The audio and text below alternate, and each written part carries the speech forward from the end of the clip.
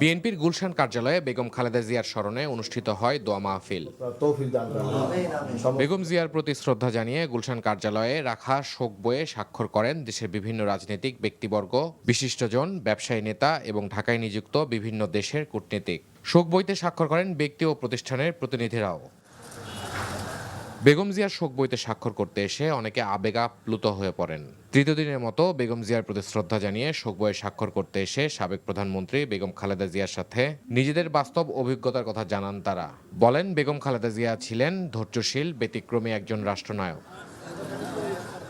স্বৈরাচারের বিরুদ্ধে এবং বহুদলীয় গণতন্ত্রের প্রতিষ্ঠাতা, গণতন্ত্রকে পুনরুদ্ধার করার আন্দোলনে যিনি নির্ভীক সাহসী ভূমিকা পালন করেছিলেন। তিনি গণতন্ত্র পুনঃপ্রতিষ্ঠা এবং মানুষের নাগরিক অধিকার প্রতিষ্ঠার জন্য আজীবন লড়াই করে গেছেন।